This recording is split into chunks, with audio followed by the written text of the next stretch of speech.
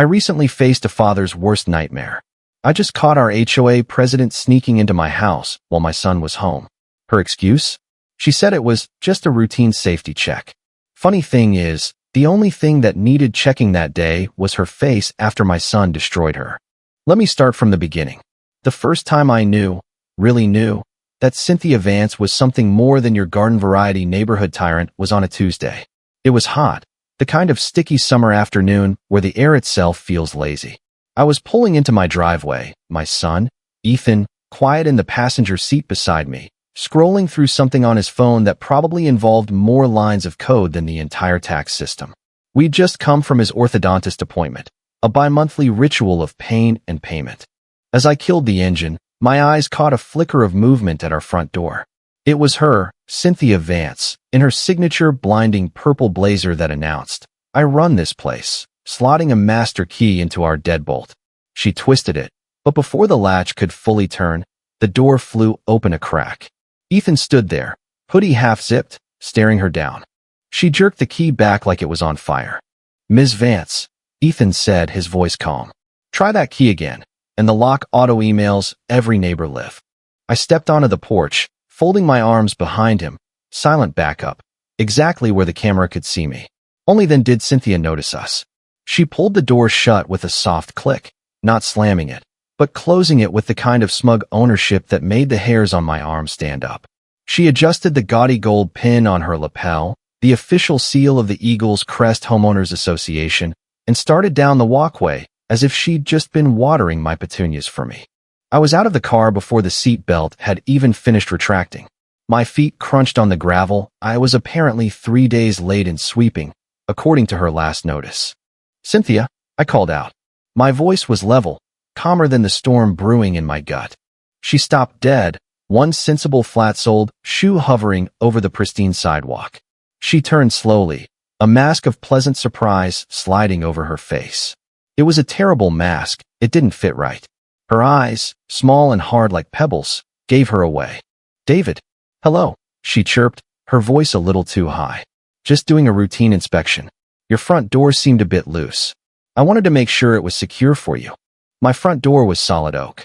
It was about as loose as a bank vault. A routine inspection? Inside my house. While I'm not home. I kept my hands shoved in my pockets to stop myself from clenching them into fists.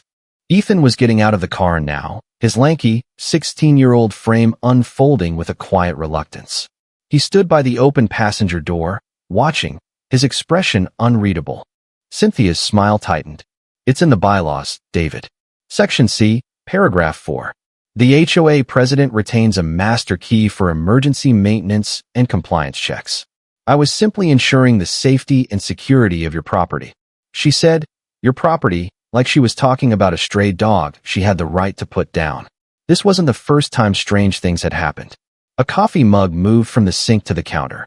A closet door left slightly ajar. Little things designed to make you question your own sanity. I'd suspected, but I never had proof. Now here she was, bold as brass, practically admitting it.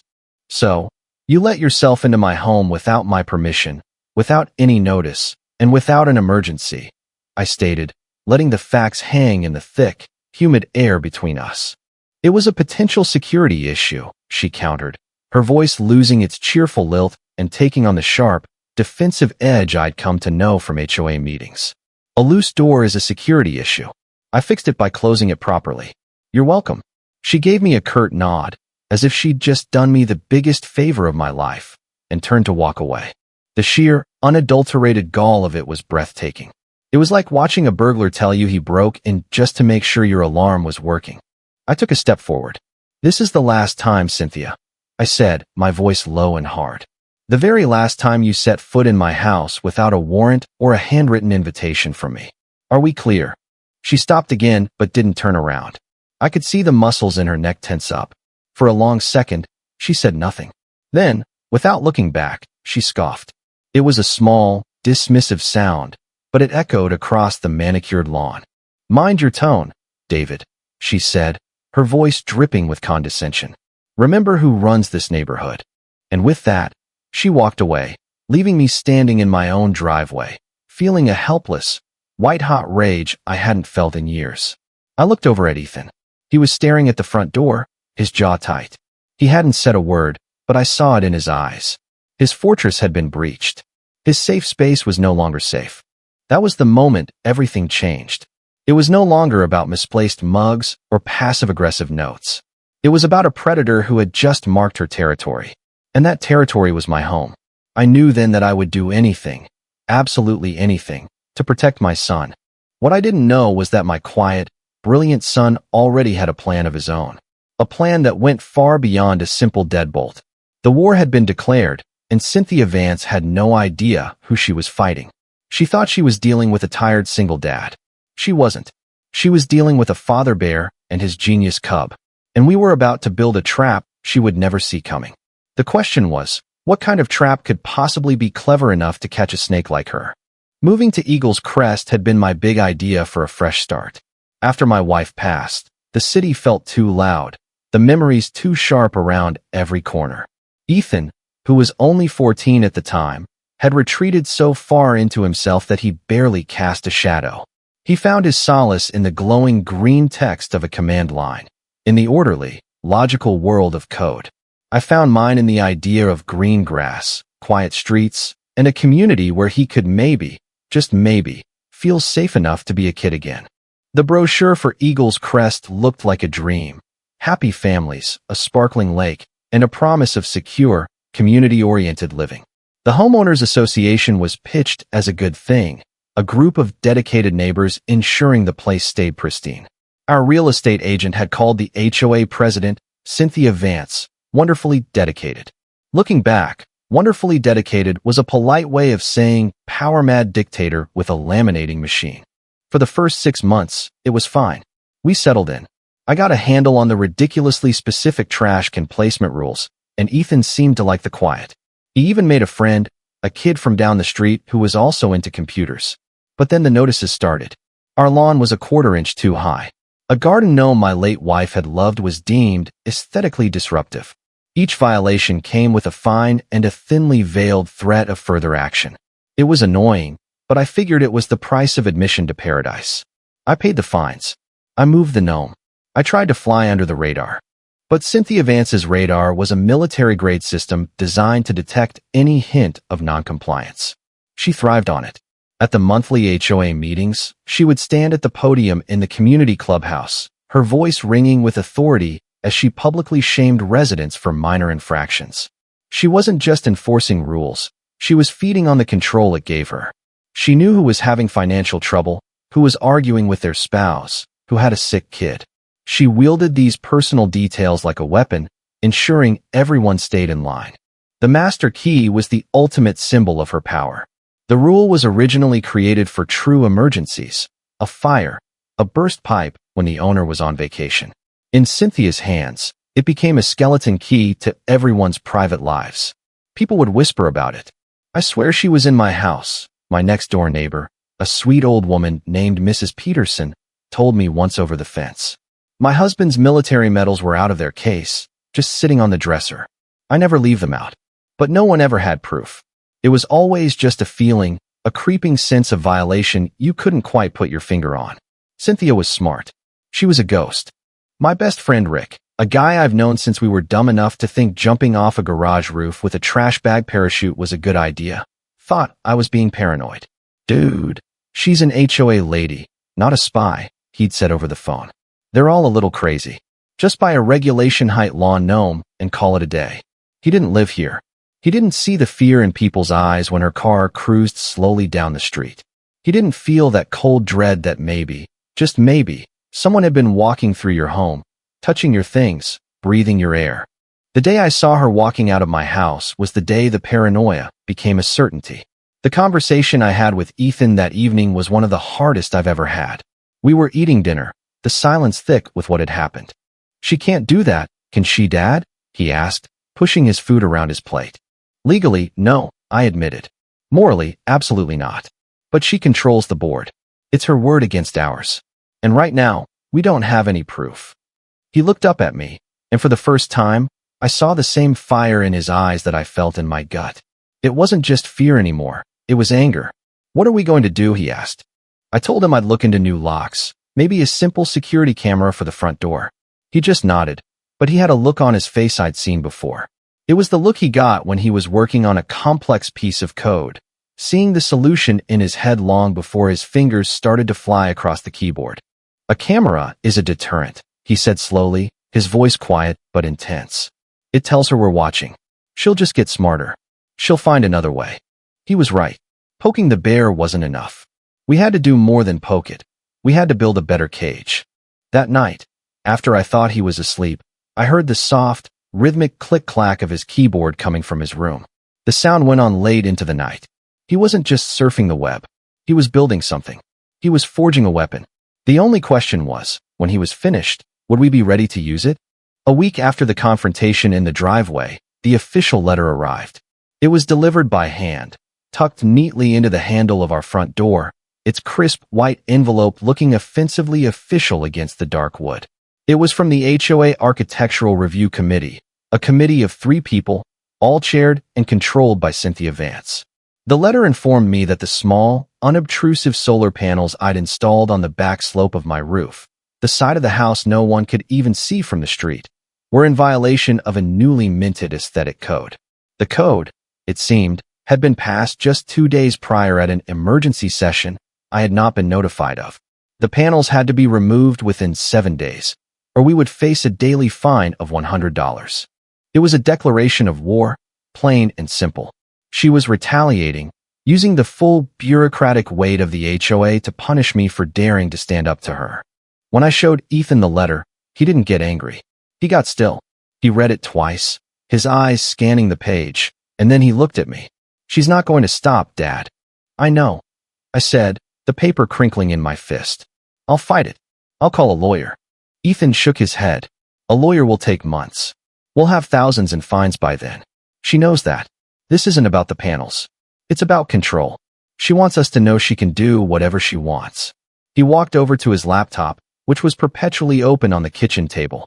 He turned the screen toward me. It was covered in lines of code, but in the center was a mock-up, a design that looked like a professional website login page. The logo at the top read, Eagles Crest Community Security Portal. It looked official. It looked intimidating. It looked exactly like something Cynthia would love. "What is this?" I asked, leaning in. "It's the cage," Ethan said, his voice humming with excitement. "You said we needed a better cage. Well, a normal security camera is like a sign that says, 'Beware of dog.' She'll just avoid the dog. This is different. This isn't a deterrent. It's a trap." He explained his idea, and I have to admit, my jaw just about hit the floor. It was devious. It was brilliant. It was something only a 16-year-old with a supercomputer for a brain could dream up. He didn't want to install cameras to watch our house. He wanted to build a fake security system for the entire neighborhood and give Cynthia the keys. The plan was this. We would install a new state-of-the-art security system at our house, complete with a few dummy cameras in obvious places. Then I would go to the next HOA meeting and publicly, reluctantly, announce that to comply with neighborhood security standards, I'd invested in this new system. And here was the kicker. I would offer the master administrative access to Cynthia, as president, so she could help monitor the community for the safety of all residents. He called it the honeypot, a sweet, irresistible lure for a power-hungry bear. The community security portal he designed was a complete fabrication. It was a ghost. When Cynthia logged in, she would think she was looking at a dashboard with access to security feeds, resident data, and incident reports.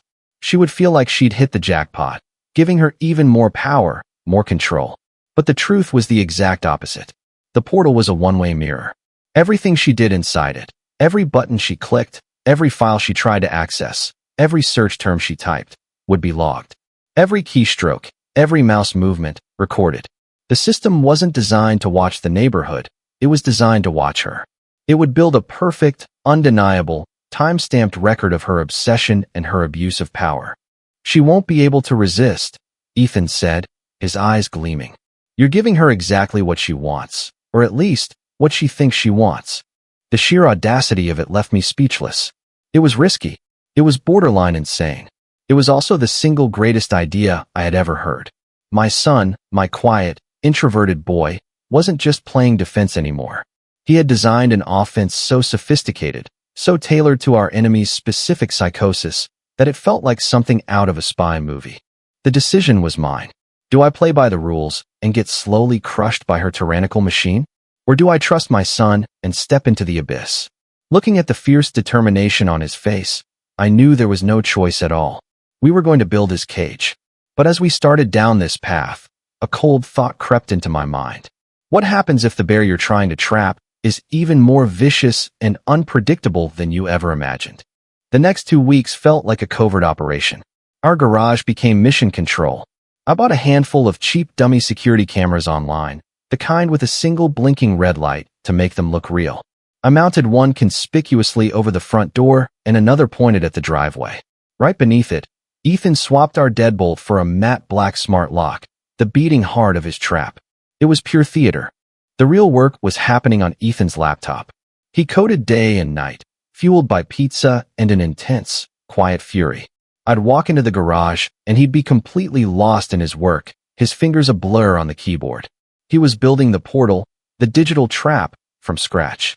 He added features he knew Cynthia wouldn't be able to resist: a searchable resident database, filled with publicly available information mixed with harmless fake data, an incident report filing system, and even a live camera feed map of the neighborhood. The map was the masterpiece. It showed little camera icons on every house, but of course, none of them were real. If she clicked on one, it would just show a pre-recorded, generic video of a quiet street looped to look live. The whole thing was a digital illusion. My best friend Rick came over one afternoon while we were in the middle of it. He took one look at the dummy cameras, the spools of wire leading nowhere, and Ethan hunched over his computer like a mad scientist. "Okay, I give up," Rick said, throwing his hands in the air. "What in the world are you two cooking up? Are you seceding from the Union? Starting your own private militia?" I sat him down and explained the whole plan. His eyes got wider and wider with every detail. When I finished, he was silent for a full minute, just staring from me to Ethan and back again. "Let me get this straight," he said slowly.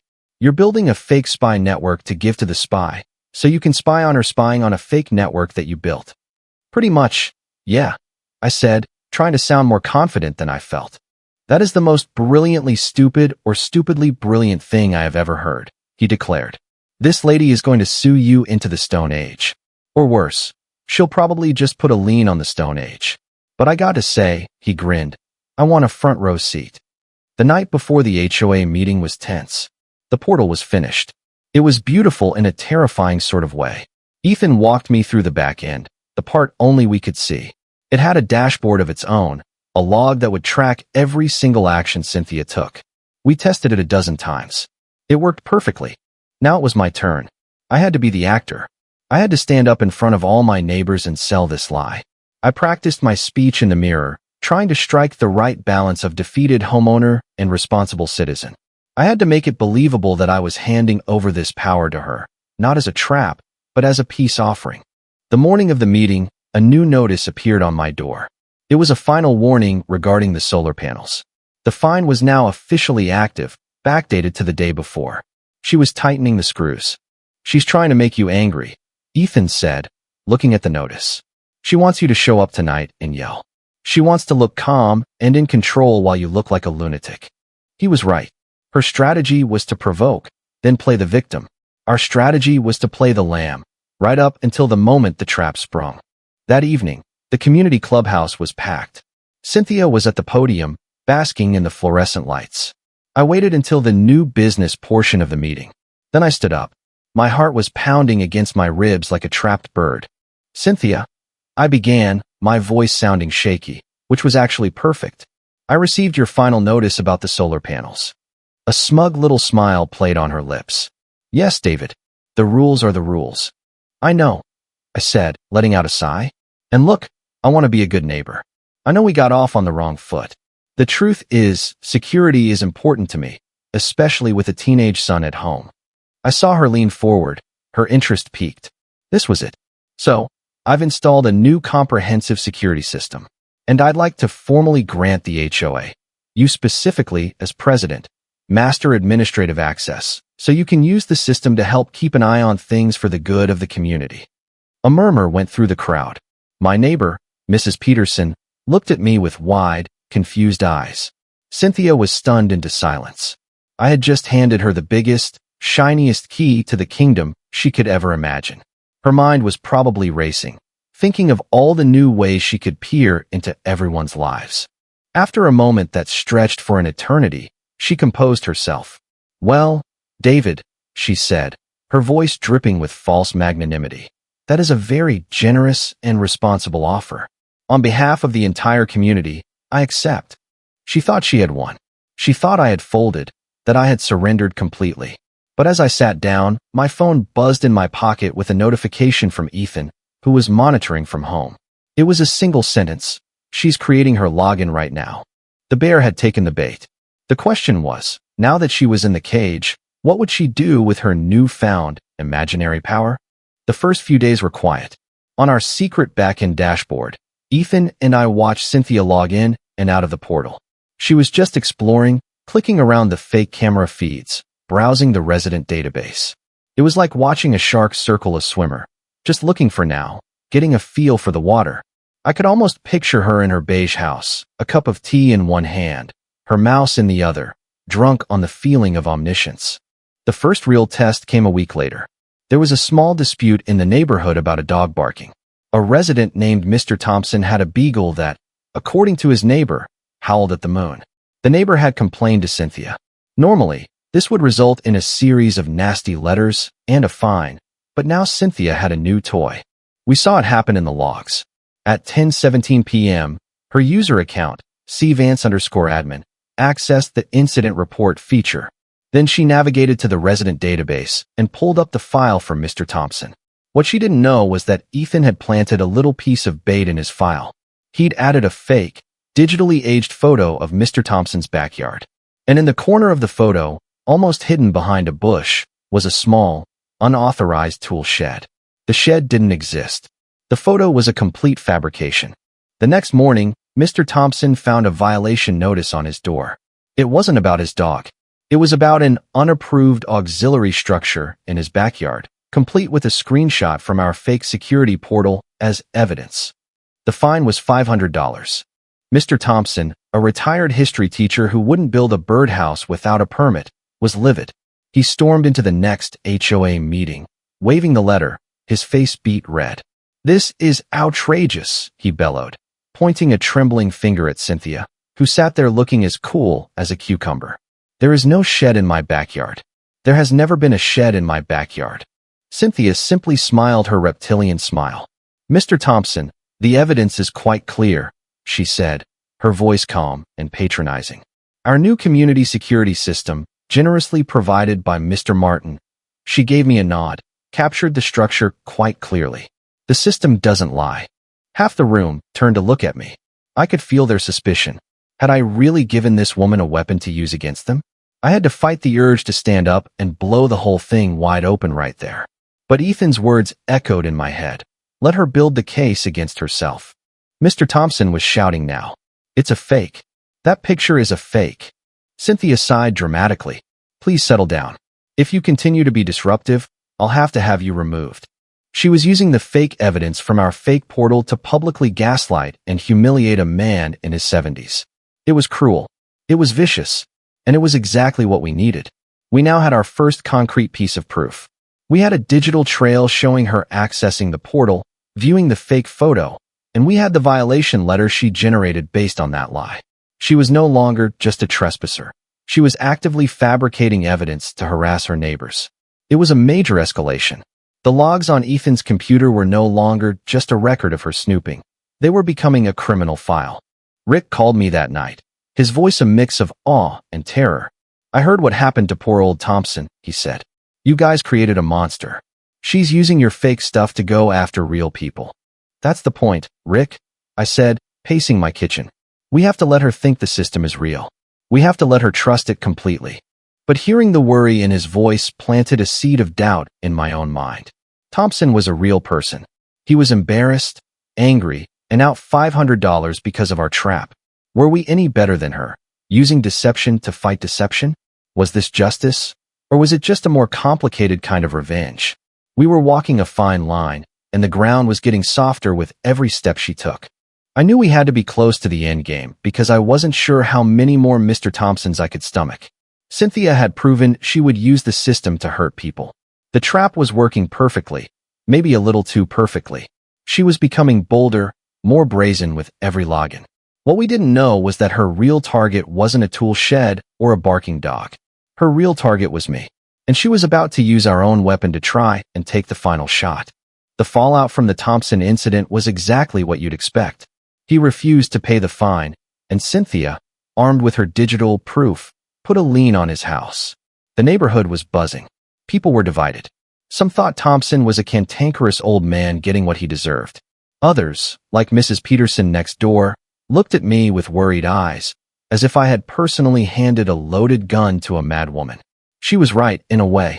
The weight of that was starting to get heavy. We have enough, right? I asked Ethan one night, staring at the growing log of Cynthia's activity. We can show this to a lawyer. We can show this to the HOA board. Ethan was quiet for a moment, his face illuminated by the glow of the screen. We can, he said slowly. And what will happen? They'll vote her out. She'll pay a fine. In a year, she'll be back running for the board again. We've proven she's a bully. We haven't proven she's a criminal. He pointed to the screen. She's getting comfortable, Dad. She's starting to use the portal for everything. She's not just looking at the fake cameras anymore. She's using its messaging system, its file storage.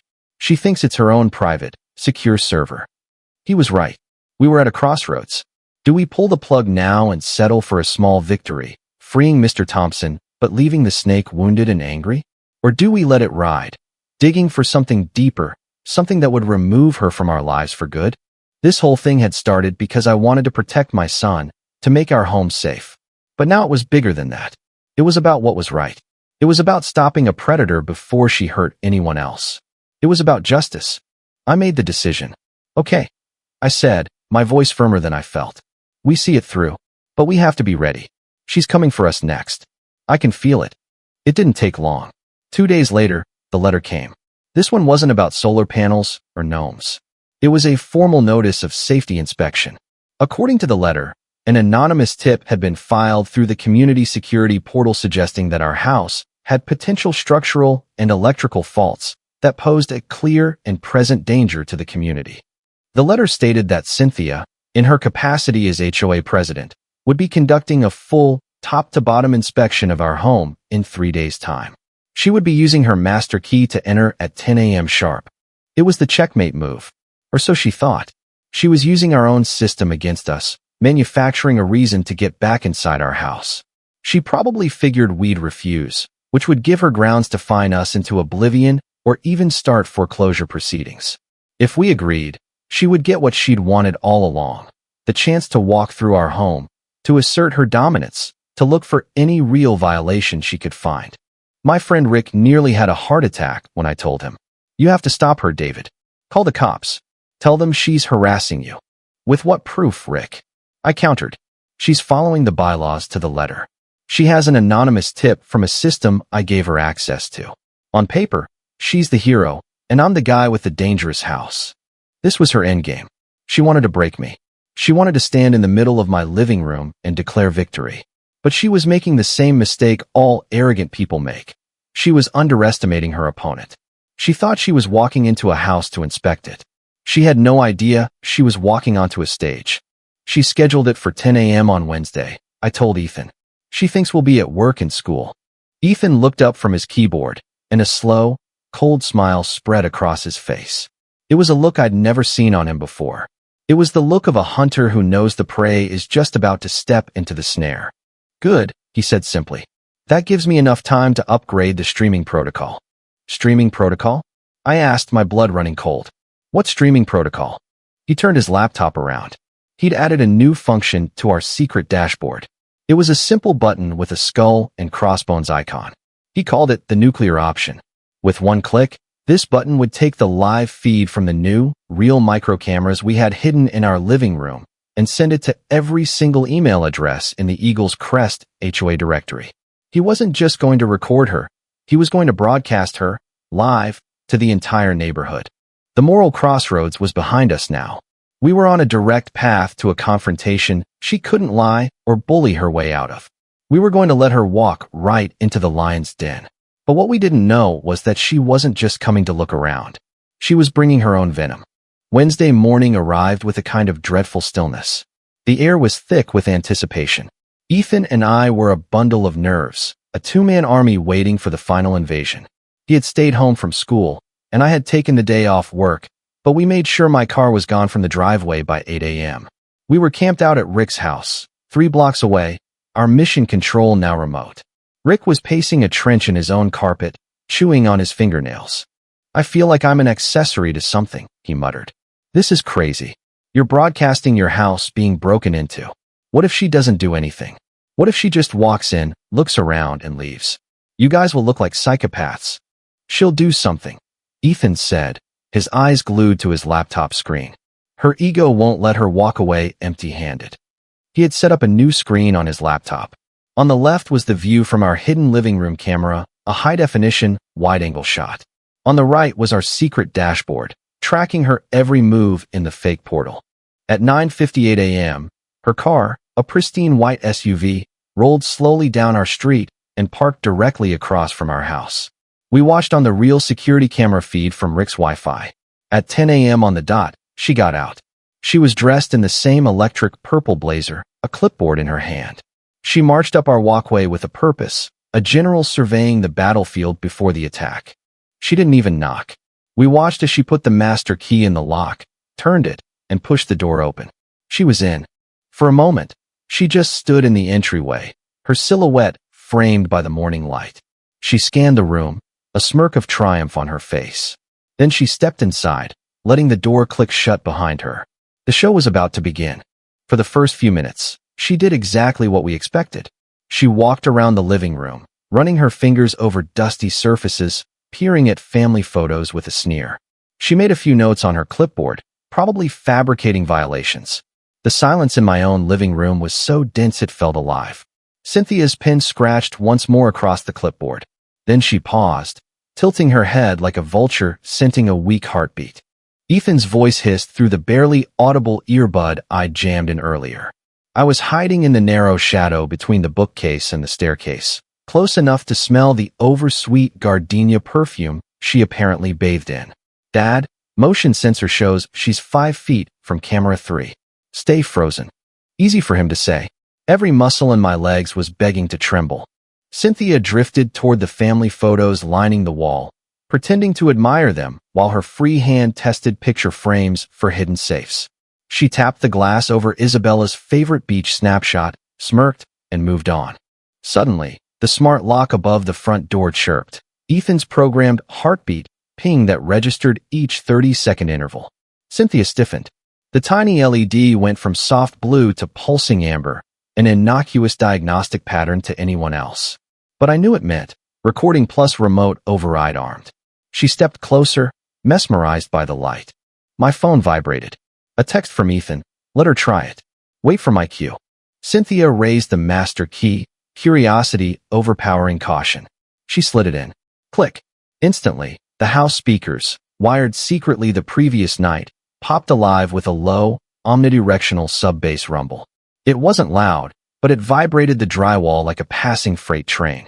Cynthia jerked back, her hand flying to her chest. The rumble cut, replaced by an automated female voice Ethan had synthesized from dozens of audiobook samples. "Security Protocol 99 initiated.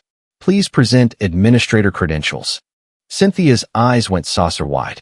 She glanced at her clipboard as if somewhere between the dog-barking complaints and hedge height citations, there might be an answer to that. Another message from Ethan blinked on my phone.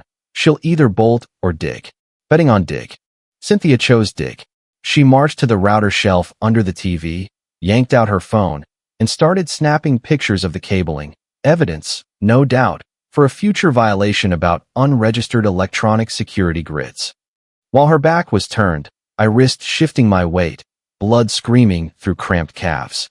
A floorboard creaked.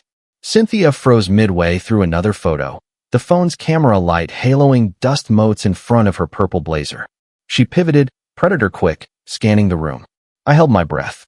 Ethan's automated voice filled the silence again, louder this time, projected from every smart speaker in the house. "Unverified presence detected in living area. Commencing visual log. A camera shutter sound effect snapped 3 times. Bright white flashes strobed from ceiling bulbs, deliberately blinding. Cynthia staggered, knocked her clipboard against the coffee table, scattering pages across the rug. Pages titled Immediate Finds, Martin Residence. From behind the staircase, I saw something new on her face. Real fear, thin and quivering beneath layers of entitlement. She backed toward the hallway, retreating, but then the doorbell rang. Not a polite ding-dong. Ethan had reprogrammed it to the harsh squawk of a siren.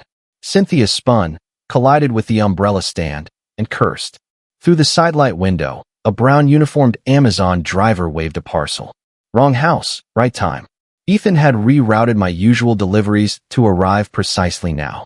As Cynthia yanked the door open a fraction, Ethan whispered through my earbud, "Dad, duck right. Camera 4 live." I slid into the dining room just as the delivery driver peered inside, puzzled. Cynthia forced a brittle laugh, tried to shoo him away, but the driver, oblivious, held up his scanner for a signature.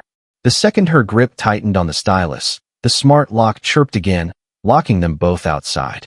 Ethan's synthetic voice boomed from the porch speaker. "Administrator access revoked. Please contact security office." Cynthia's cheeks matched her blazer. She scribbled an illegible scrawl, snatched the parcel, and nearly threw it back at the driver before slamming the door. Inside, alone again, she exhaled a shaky breath. My phone buzzed once more, recording saturation 85%. Plenty of usable panic footage. I risked a glance around the staircase. Cynthia was pacing now, muttering, clutching her phone. Sweat darkened the fabric under her arms. A purple Rorschach of rage and confusion. The house had become a haunted maze, every object whispering that she wasn't in control. She stopped at the edge of the oriental rug, her eyes narrowing at the incongruous bevel of a floor vent. "Don't lift it," I begged silently. Under that vent, camera 5 stared straight up. If she found it, the game got messy. A sudden pop echoed from the kitchen. Ethan remotely toggling the fridge's ice maker. Cubes clattered into the tray like a burst of static. Cynthia jumped, heart clearly hammering, and spun toward the new sound, leaving the vent alone. I let out a breath I hadn't noticed I was holding. Another message from Ethan, diversion successful. She's rattled. Next, she'll go after the router. Ready to pivot to phase 2? I tapped back, yes, and slid a fraction deeper into shadow. Cynthia squared her shoulders right where Ethan needed her next. "Your lampshade is an unapproved shade of beige," Rick's voice whispered through my earbud, trying to break the tension. "That's a $200 fine right there." Then she did something unexpected. She walked over to our media console, knelt down, and started fiddling with the wires behind the television and the router. "What is she doing?" I breathed, watching the live feed. Ethan's fingers flew across his keyboard. "She's not just inspecting," he said, his voice tight. "She's trying to get on our Wi-Fi network. She must have her laptop with her." Sure enough, she pulled a slim laptop from her oversized purse. She sat on our sofa, my sofa, and opened it up. A few seconds later, a notification popped up on Ethan's screen. "New device connected. See Vance_LTP. She was on our network. Ethan grinned. "Welcome to the real trap," he whispered. The fake portal was just the bait. Getting her to connect her personal device to our home network, a network he now completely controlled, was the snare. From the moment she connected, Ethan could see everything she was doing on her own computer. It was a level of intrusion that made her master key look like a child's toy. We watched, mesmerized, as she opened a chat program on her screen. A window popped up with a contact named V. Rossi. Her fingers started typing. "I'm in," she wrote. "The network is open. Getting the data now." The reply from V. Rossi came back instantly. "Good. The buyers are waiting. We need the inventory list from this address and the one on Elm Street, especially jewelry and electronics." My blood went cold. This wasn't about HOA violations. This wasn't about power or control. This was a criminal enterprise. Cynthia was using her master key to get inside people's homes, using her laptop to scan their networks for financial data, personal files, and lists of valuables, and then selling that information to who? Burglars? Identity thieves? It was bigger and dirtier than I had ever imagined. She was a high-tech Fagin, running a burglary ring from the comfort of our community clubhouse. Ethan was already working, his hands a blur. "I'm on it," he muttered. "I'm pulling her hard drive. Everything. Every file, every email, every chat log." The stakes had just skyrocketed. This was no longer a neighborhood squabble. We had stumbled into a major felony in progress, and the evidence was streaming directly to my son's laptop.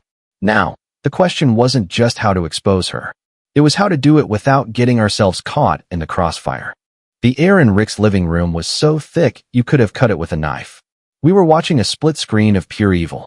On one side was the live video of Cynthia Vance in my house, casually looting our digital lives.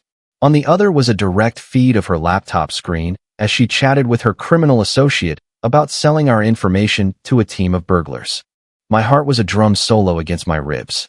This had spiraled so far beyond petty tyranny. She wasn't just a power-tripping HOA president. She was the ringleader of a sophisticated criminal conspiracy. She used her position, her master key, and her neighbors' trust as tools for a burglary operation. The inspections, the violations, it was all a cover to case their homes, to catalog their valuables for her crew. Mr. Thompson's shed was probably a distraction. While he was fighting the fine, her people were probably getting ready to hit his house. It was diabolical. And then it got worse. As if being a high-tech cat burglar wasn't enough, Cynthia revealed a new layer of her villainy. She minimized her chat window and opened a small, nondescript bag she'd placed on my coffee table. She pulled out a small plastic baggie containing a white, powdery substance. My stomach turned over. "No way," Rick whispered, his face pale. "Is that what I think it is?" She carefully sprinkled a small amount of the powder onto the surface of my glass coffee table, then took out her phone and snapped a picture. She opened her email, attached the photo, and sent it to an address I recognized instantly, the anonymous tip line for the local police department. The subject line she typed was simple: drug activity at 124 Oak Drive. This was her masterstroke, her insurance policy. She wasn't just there to rob me. She was there to frame me, to utterly destroy my life. If I fought back, if I challenged her, she would have a concerned citizen's photo of illegal drugs in my home, a photo she took herself after planting the evidence. She would ruin my reputation, risk my custody of Ethan, and bury me so deep in legal trouble I would never see daylight again. That was it. The last shred of restraint I had vanished. She had crossed a line from which there was no return. She had threatened my home, and now she was threatening my family, my very freedom. But before I could even roar in rage, Ethan held up a hand. His face was calm, chillingly so. He was no longer a kid playing with computers. He was a surgeon in the middle of a critical operation. "It's okay, Dad," he said, his voice steady. "It's better, actually. Better." I choked out. "Ethan, she's planting drugs in our house." "I know," he said, his eyes fixed on the screen. "And the whole world is about to see her do it." He pointed to the recording software. It was capturing everything. The chat logs with her accomplice, the live video of her planting the fake drugs, the screen capture of her sending the email to the police. It was a perfect, self-contained package of her crimes, delivered by her own hand. It was undeniable. It was irrefutable. It was beautiful. This was the real twist. The jaw-dropper wasn't just that she was a crook. It was the sheer, multi-layered evil of her plan and the elegant, accidental perfection of our trap. We set out to catch a mouse and ended up catching a dragon. She thought she was weaving a web to trap me, but every thread she spun was another bar in her own cage. The fake security portal had been the perfect lure. It made her feel so safe, so powerful, that she got sloppy. She used our network, her personal laptop right there in the open, thinking no one could ever see her. She had no idea that the house she was in was the most heavily surveilled location in the entire state. And my 16-year-old son was the man behind the curtain, directing the whole show. Now we had everything. The question of whether we had enough proof was laughably obsolete. We had a feature-length film of her committing multiple felonies. The time for hiding was over. The time for defense was over. It was time to attack. Ethan looked up at me, his expression deadly serious. "Ready to push the button, Dad?" he asked. The nuclear option was armed and waiting. All that was left to do was light the fuse and watch her kingdom burn. The HOA meeting that evening was scheduled for 7 p.m. Cynthia, of course, would be presiding over it. She had no idea that we knew what she'd done. She probably felt invincible, floating on a cloud of her own malicious genius. She had the evidence to put me away and believed she had gotten away with her digital heist scot-free. We left Rick's house and drove back home. Walking into my own living room felt surreal. The air was still, but it felt charged, electric. I could almost see the ghost of Cynthia Vance sitting on my couch, planting her poison. I looked at the coffee table, and sure enough, a faint white residue was still visible on the glass. I didn't touch it. It was now part of a crime scene. Ethan sat down at the kitchen island, his command center, and pulled up the portal. He had packaged the evidence into a single, devastating video file. It was 5 minutes long. It started with her entering the house, showed the chat logs with her accomplice, cut to the live footage of her planting the drugs, and ended with a screen capture of the email she sent to the police. He'd even added captions. It was a masterpiece of righteous vengeance. My phone buzzed. It was Mrs. Peterson from next door. "David, are you coming to the meeting tonight?" Cynthia put a new item on the agenda, an emergency vote to address problematic residents. "I think she's coming for you." "Don't worry, Mrs. Peterson," I texted back, a grim smile on my face. "I'll be there, and I'll be bringing a presentation." At 6:45 p.m., we walked toward the community clubhouse. I had never felt so calm in my life. The anger had burned away, leaving behind a cold, hard certainty. Ethan walked beside me, his laptop bag slung over his shoulder. He wasn't just my son anymore. He was my partner. We were walking into the arena not as victims, but as gladiators. The clubhouse was full. The mood was tense. Cynthia was at the podium, looking polished and severe. She saw me walk in and gave a tiny, predatory smile. She thought this was her moment of ultimate triumph. She opened the meeting with some boring procedural announcements, her voice smooth and confident. Then she moved to the new business. "As some of you are aware," she began, her eyes sweeping the room, "we have had ongoing issues with certain residents who refuse to comply with our community's standards of safety and decency. It is my duty to protect this neighborhood from such elements." She was about to name me. I could feel it. But before she could get the words out, I stood up. "Excuse me, Cynthia," I said, my voice ringing out in the quiet room. "Before you continue, I believe there's a presentation you'll want to see. In fact, I think everyone here will." She looked at me, annoyed. "This is not on the agenda, David." "Oh, I think it is," I replied. "It's about community safety. It's about who is really protecting this neighborhood."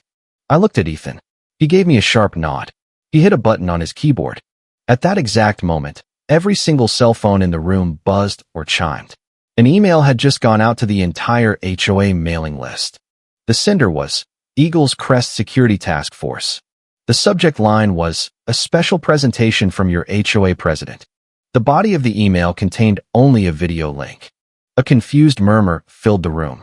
People pulled out their phones. One by one, they clicked the link. The first gasp came from the front row. It was followed by another, and another, until a wave of shock and horror washed over the entire room. On dozens of tiny screens, the video was playing. They were all watching Cynthia Vance walk into my house. They were reading her criminal chat logs.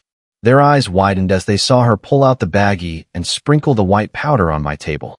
A collective, audible gasp went through the room as they watched her frame me in high definition. Cynthia's face went from smug to confused to horrified as she saw the screens light up around her. She didn't understand what was happening.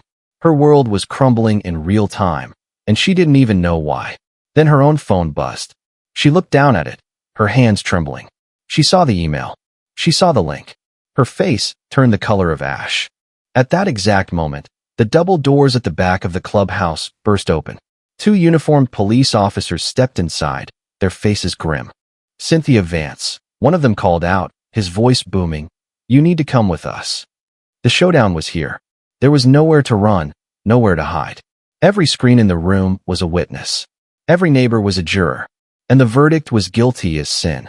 The world seemed to move in slow motion. Cynthia Vance stood frozen at the podium, her face a mask of disbelief. All the color had drained from it, leaving behind a pasty, slack-jawed horror. The entire room was silent, the only sound being the tiny audio from a dozen cell phones, all playing the video of her crimes. The police officers walked down the center aisle, their footsteps echoing on the linoleum floor. They didn't hurry, they didn't need to. The crowd parted for them like the Red Sea. Cynthia's eyes darted around the room, looking for an ally, an escape route, anything. But she found only the shocked and disgusted faces of the neighbors she had terrorized for years. Her reign was over, and it was ending here, publicly, humiliatingly, under the harsh fluorescent lights of the community clubhouse she had treated as her personal kingdom. One of the officers reached the podium and spoke in a low, firm voice that still managed to carry through the room. "Ma'am, you are under arrest for breaking and entering, conspiracy to commit burglary, and filing a false police report." He took her arm. For a second, it looked like she might fight, that some of her old fire would flare up. But then she just crumpled. The fight went out of her. She was no longer a tyrant. She was just a common criminal who had finally been caught. As they led her away in handcuffs, a second detective, a man in a rumpled suit with tired but sharp eyes, walked over to me. "You're David Martin?" he asked. I nodded, my throat suddenly dry. "My son and I, we know," he said, cutting me off. He wasn't smiling, but his eyes held a glimmer of something I couldn't quite read. "We got an anonymous tip about a half hour ago with a link to that video and a full data dump from a certain laptop. It was the most well-documented, open and shut case I've ever seen." He looked over at Ethan, who was standing quietly beside me, looking down at his shoes. The detective's gaze lingered on him. "Your son?" "Yes," I said, putting a protective hand on Ethan's shoulder. "Ethan." The detective nodded slowly. "The tech guys at the precinct are having a field day with this. They said the network infiltration, the data capture. It's seamless, professional grade. Far beyond anything we've seen from a local criminal crew." He turned his full attention to Ethan. "Ethan, can I have a word with you?" My heart seized. Were we in trouble? Had our digital vigilantism crossed a legal line? But the detective's tone wasn't accusatory, it was impressed. He led Ethan a few feet away, and I watched them talk. The detective was pointing at Ethan's laptop, asking questions. Ethan, for his part, started to explain, his hands moving as he described code and protocols and network architecture. The shy, quiet kid was gone. In his place was a confident expert briefing a senior officer. After a few minutes, the detective came back over to me, leaving Ethan to talk to another officer who looked at him with undisguised awe. "Mr. Martin," the detective said, a small smile finally breaking through. "Your son is something else. You know that, right?" "I'm beginning to realize that," I said, my voice thick with emotion. "He just wanted us to be safe." "Well, he did a lot more than that," the detective said. "He dismantled a burglary ring that's been hitting 3 counties for the last 6 months. The V. Rossi from those chat logs is a guy we've been after for a long time." He paused, then dropped the final, unbelievable bombshell. "We have a new youth program at the department. An internship, a paid one, in our cybercrime division. We work with gifted kids, give them a positive outlet for their skills, a way to use their talents for good. I'd like to offer Ethan a spot, if he's interested." I just stared at him, speechless. An internship? A paid job with the police. What started as a desperate act of self-defense, a way to protect our home, had turned into a career opportunity for my son. It was the most incredible, jaw-dropping twist in a story already full of them. I looked over at Ethan. He was showing the officer how he built the fake portal. He was beaming, energized, in his element. He wasn't a victim anymore. He wasn't just my quiet son who needed protecting. He was a hero. The kid who fought the monster not with fists but with brains had just been recruited to be a monster hunter. The war was over. We had won. And a whole new, unexpected future was just beginning.